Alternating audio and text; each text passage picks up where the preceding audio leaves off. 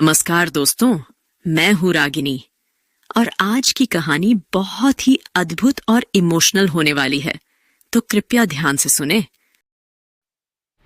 अर्चना को लड़की हुई।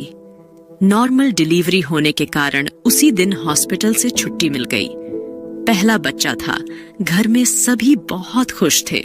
सासू जी बहू के आराम के लिए हाल के पास वाले कमरे में बिस्तर लगा रही थी। बहू शाम को घर आ गई। बच्ची को देखने और अर्चना की खबर पूछने रिश्तेदार व पड़ोसी आने लगे। सासू माँ घर का सारा काम भी करती, अर्चना बच्चे का ध्यान रखती और आने वालों का स्वागत भी करती। कहते हैं सभी एक जैसे नहीं होते। सभी अपनी अपनी सलाह अर्चना की सास को देकर जाते। अर्चना को सब अंदर सुनाई देता था। उसी समय एक पड़ोसी की पत्नी आई और कहने लगी, देखो, वैसे तो हम डिलीवरी में पूरा मेवा गोंद, घी, काजू, बादाम, पिस्ता सब डालकर लड्डू बनाते हैं, पर अपनी लड़कियों के लिए अब बहू है और लड़की पैदा हुई है तो थोड़ा कम भी चल जाएगा। बादाम बहुत महंगे हैं, इसलिए 500 ग्राम के बदले 150 ग्राम ले लेना और वैसे ही सभी मेवा थोड़ा थोड़ा कम कर देना। लड्डू कम न बने इसके लिए गेहूं का आटा ज्यादा ले लेना। अर्चना की सास सब सुनती रही। अंदर अर्चना भी सब सुन रही थी। पड़ोसन चली गई। ससुर जी बोले, देखो, मैं बाजार जा रहा हूँ, तुम मुझे लिखवा दो क्या लाना है, कोई चीज बाकी ना रहे। अर्चना की सास ने सामान लिखवाया। हर चीज उनकी लड़की के डिलीवरी के समय से ज्यादा ही थी।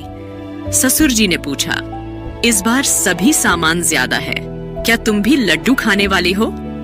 तब अर्चना की सास बोली, ए जी, सुनो, जब बेटी को डिलीवरी आई थी तब हमारी परिस्थिति अच्छी नहीं थी और आवक भी कम थी।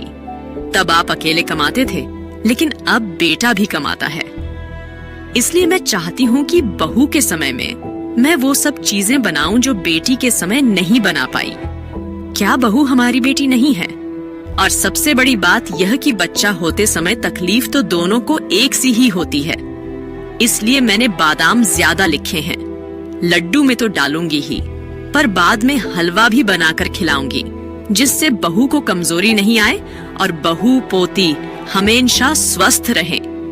अर्चना अंदर सब कुछ सुन रही थी और सोच रही थी, मैं कितनी खुशकिस्मत हूँ। और थोड़ी देर बाद जब सासू जी रूम में आई तो अर्चना बोली, क्या मैं आपको मम्मी जी की जगह मम्मी कहूँ? बस फिर क्या। दोनों की आंखों में आंसू थे। सुनो हमारी बात, तुम्हें एक सच सुनाई। सास बहू के रिश्ते में कभी दरार ना आए। यदि हर सास अपनी बहू को बेटी की तरह और बहू अपनी सास को माँ की तरह चाहे, अपनी सास को हमेशा खुशी देते रहना, उसकी बातों को कभी दिल पर ना लेना, अपनी बातों से उसका दिल जीतना और हमेशा सास को माँ जी ही कहना। सास बहू में भर जाए इतना ज्यादा प्यार कि लोग देखकर सोचें यह तो माँ बेटी हैं या। ये कहानी आपको कैसी लगी? कमेंट जरूर करें। धन्यवाद।